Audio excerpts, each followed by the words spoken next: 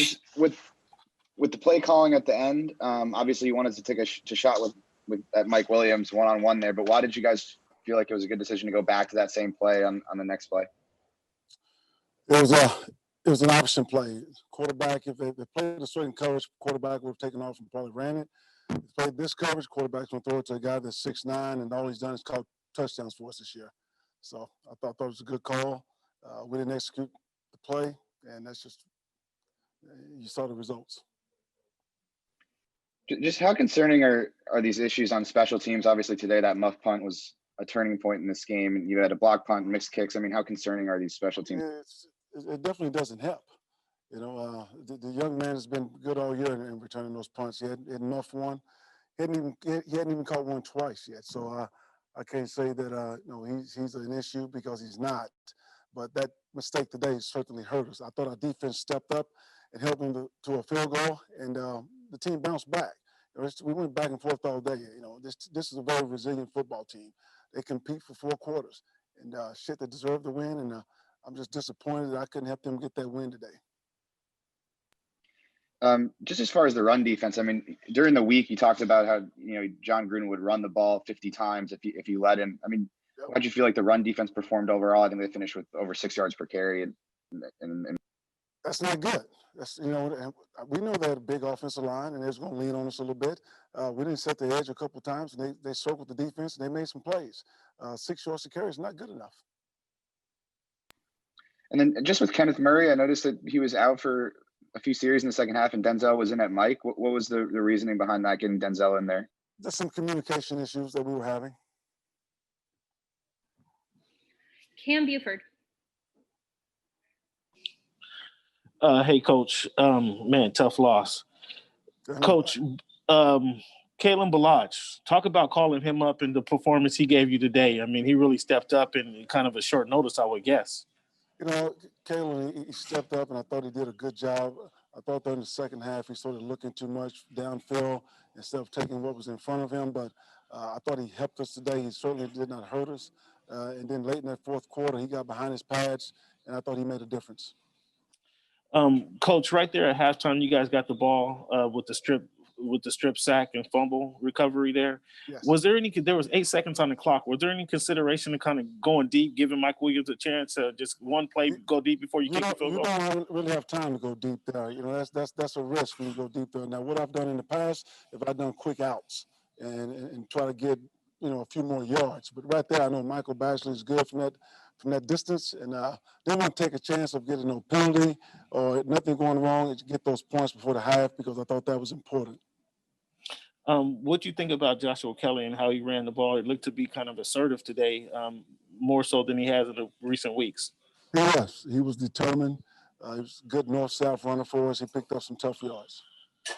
And I know you don't have it back, Coach, and hindsight's 2020, but would you have thought of using Hunter in the last, once you guys got it down inside the 20 there with the last few plays of the game? Well, there's a lot of guys, Hunter Henry, Keenan Allen. I mean, we have some guys that we can throw it to.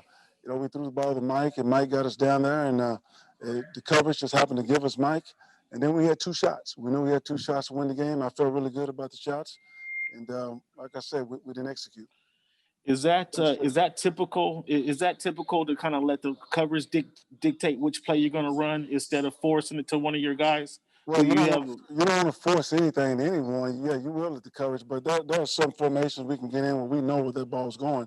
Just like right there at the end of the game, we knew Mike was going to get a shot on a fade ball. We knew that Donald was going to get a shot. I mean, 6'9", that's all he's done for us this year is caught those fade balls.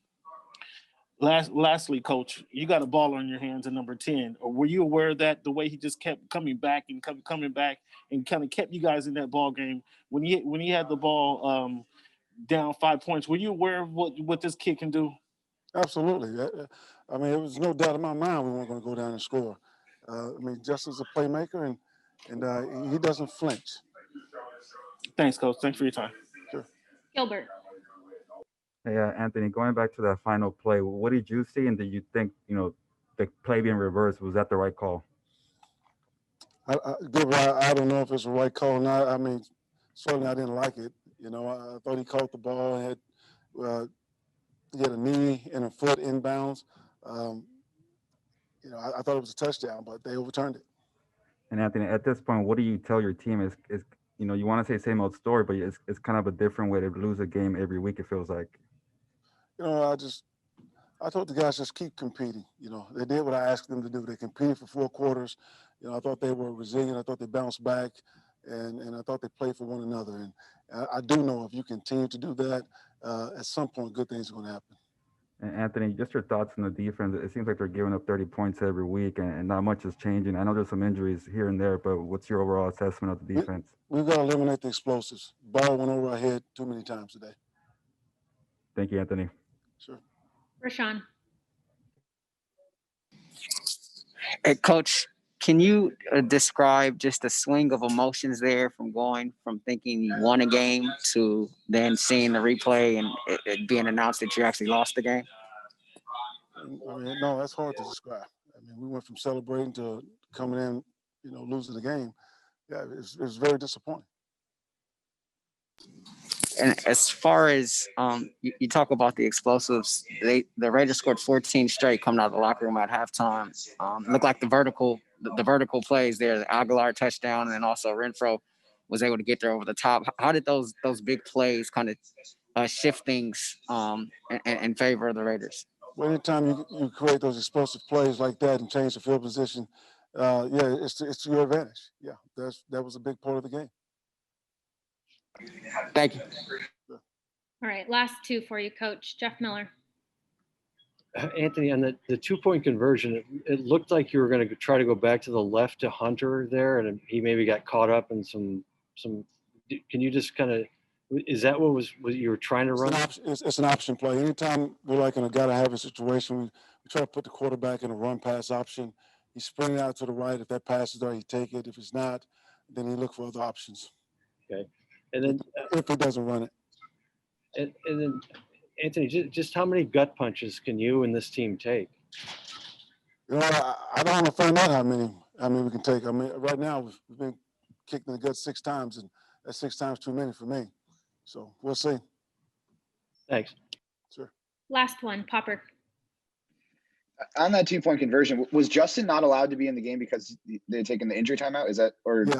Yeah, he wasn't allowed because he was, he went down, and I would have to burn a timeout there to keep him in the game. And I'm not opposed to burning a timeout there. I've done it once this year already to keep him in the game. But on that particular play, I didn't feel like I needed to. Okay. And then on the Mike Williams reception late in the game, they ruled him in bounds and the clock kept running. Did you get an explanation there for why he was ruled in bounds? Was it forward progress was stopped? Or you know what? When that clock's running, I don't have a whole lot of time to go over and get an explanation. So we just need to get back and clock it. But, I was surprised the clock kept running. I was. Do you have any update on Brian Bulaga? Was it the same back injury that he's been dealing with sort of all season? I'm not sure if it's the same back injury, but it's something to do with the back. How do you prevent this from becoming a mentality that sort of seeps into your locker room, like and worrying maybe about guys, playing scared late in games just because you've had so many of these games go against you? Do you worry about that at all? No, because we can get these guys the focus like they did today, just one play at a time, one moment at a time. The game will take care of itself. But like I said, I thought they never gave up. I thought they kept fighting the whole game, and they put themselves in position to win the game there at the end. We did not get it done, and I'm sick about that right now. Thank you. Sure. Great. Thank you, Coach. If you like that video, check out more.